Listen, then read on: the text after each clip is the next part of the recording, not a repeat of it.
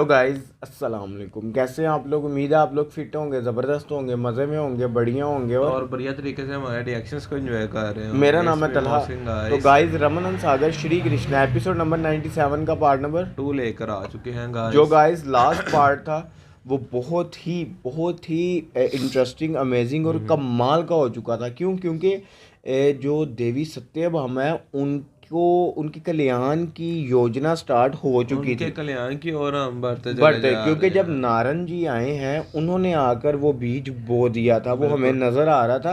हालांकि कुछ कुछ उन्होंने ऐसी बातें की जो कि उनको समझनी चाहिए थी सत्याभामा बट जी द को। तलहा भाई, द पॉइंट इस कि अब कृष्णा जी सत्याभामा जी को वृक्ष से रिलेटेड क्या कहने जा रहे ना हैं और आगे होने क्या जा रहा है, ये सब जानने के लिए हमें जाना पड़ेगा वीडियो की तरफ। और चलते हैं वीडियो की तरफ, और देते देते हैं हैं रिएक्शन, रिएक्शन। देखते हैं आगे क्या देखने को मिलने वाला।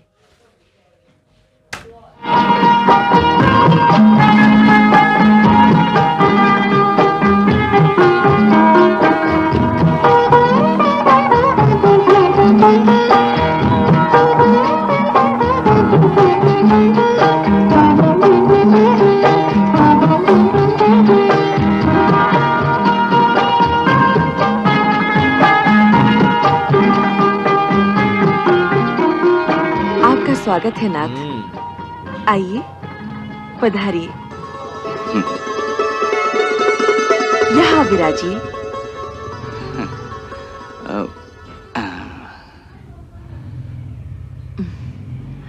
लो देवी, हमने अपना वचन पूरा कर दिया।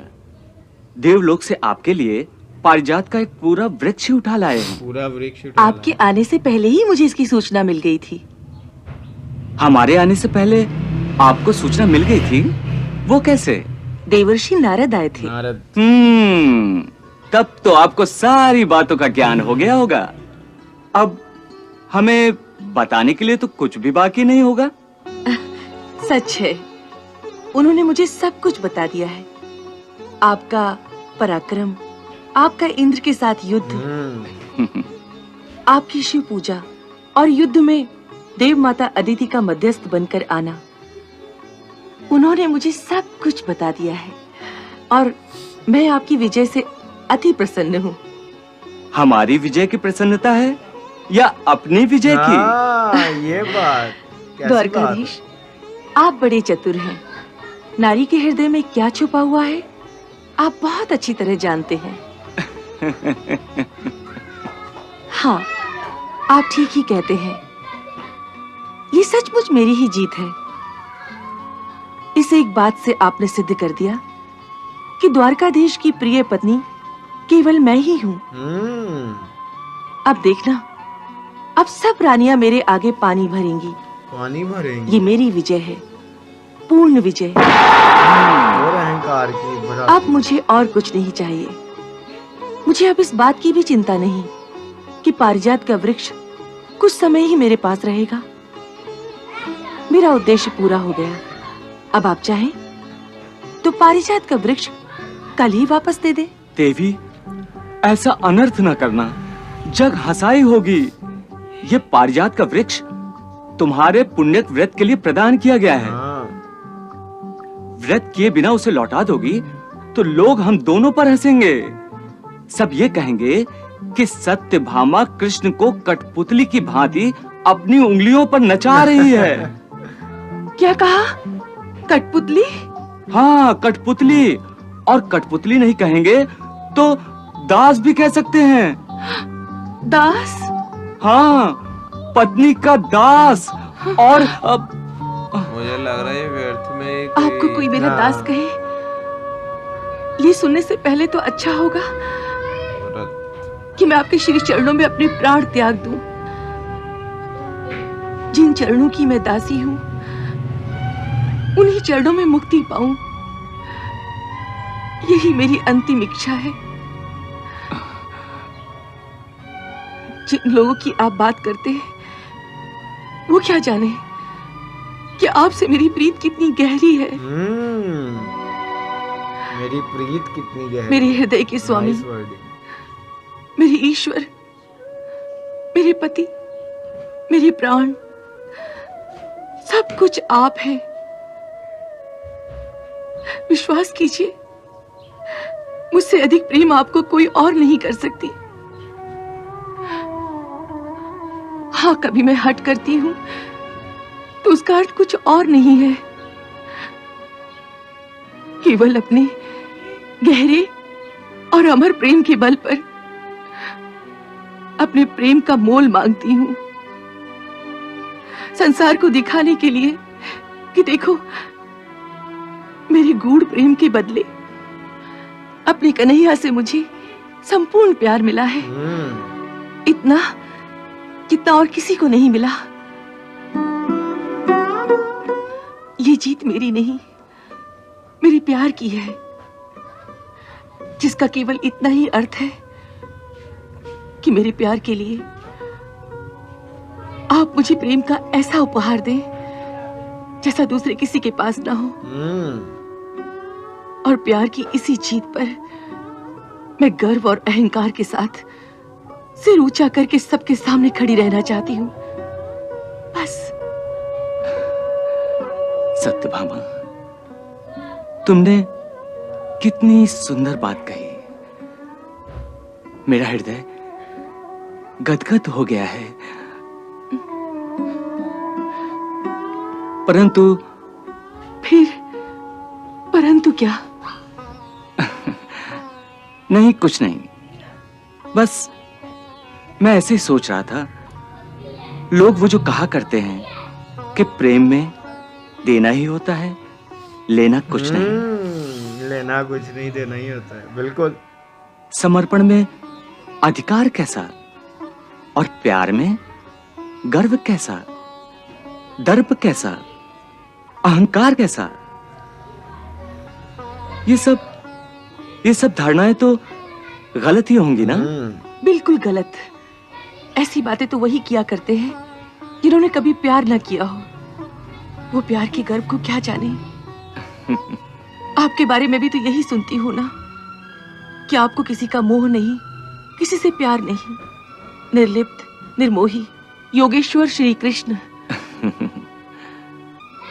इसीलिए आपको भी ये बात कैसे समझ में आएगी कि प्रेम के अहंकार में कितना आनंद होता है। प्रेम के अहंकार में। तुमने बिल्कुल सच कहा सत्यभामा। अब मुझे पता चला कि प्रेम में अहंकार के आनंद की बातें क्यों मुझे समझ में नहीं आती। वास्तव में ये जो सन्यासी, योगी, निर्मोही लोग होते हैं ना, इन्हें प्यार वार का कोई ज्ञान नहीं होता। ये बड़े अज्ञानी लोग होते हैं।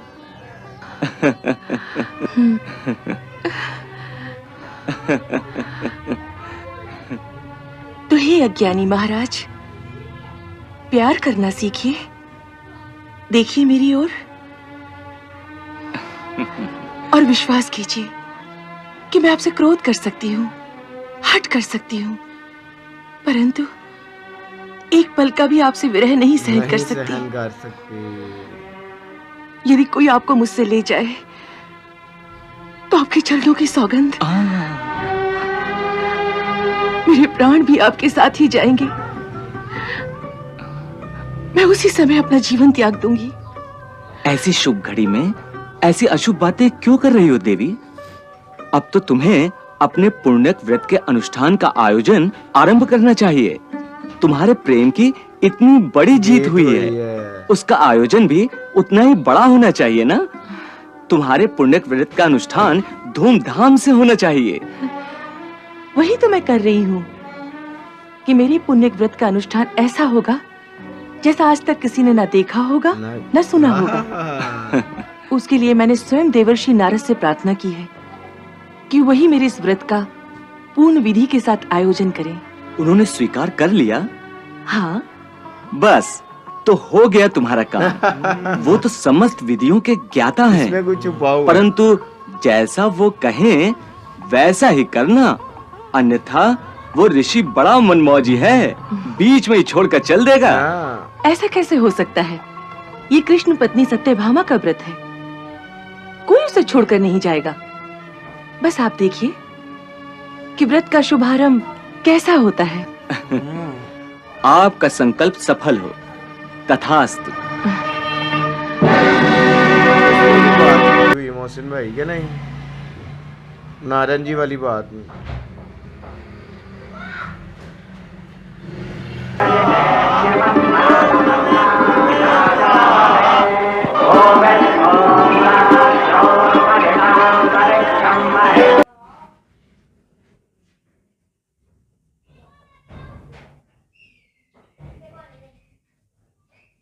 हुए अपने मन में उनके नामों का जाप करते हुए उनका अभिषेक करो।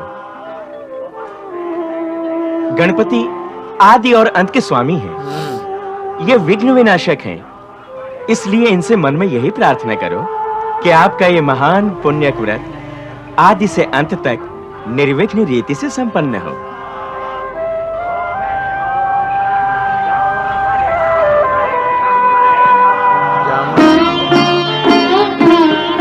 ओम गणेशाय नमः। ओम गणेशाय नमः। वक्रतुंडाय नमः। वक्रतुंडाय नमः।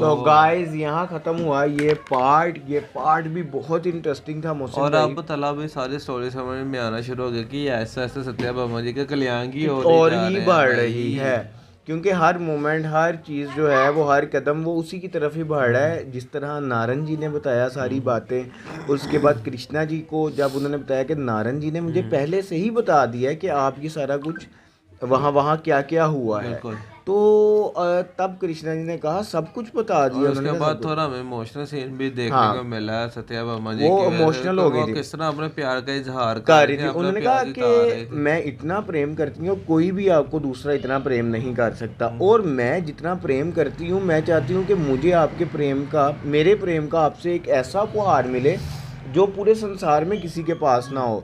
तो अगर ये मांगना गलत है तो और अब कृष्णा जी ने ही उन्हें व्रत का बोला, तो मुझे लग रहा है कि व्रत में ही कोई ना कोई कल्याण कल्याण हुआ छुपा उनके लिए। होगा, हो सकता है जो ये भी हमें मुमकिन है। आने वाले पार्ट में ही पता चलेगा, देखने क्योंकि व्रत का आरंभ तो हो चुका है। रखने उसकी का। जो उन्होंने पूजा व्रत लिया हुआ है वो आरंभ हो चुकी है। और उन्होंने बोला भी कि आप देखेंगे कि उसकी शुरुआत किस तरह की होने जा रही है, होने जा धूमधाम रही से। है। हमने देखा भी कि वो हो रही है गाइस, आप आने वाले पार्ट में देखेंगे कि कि आगे होने क्या वाला है, जा रहा क्योंकि ये पार्ट तो बहुत तब इंटरेस्टिंग तक था। के लिए अगर आपको ये वीडियो अच्छी लगी, इस वीडियो को ज़्यादा से ज़्यादा लाइक कीजिएगा, शेयर कीजिएगा, कमेंट कीजिएगा और हमारे चैनल को सब्सक्राइब करना मत मिलते हैं भूलिएगा next guys। Video next part के साथ। Love you India. Bye bye.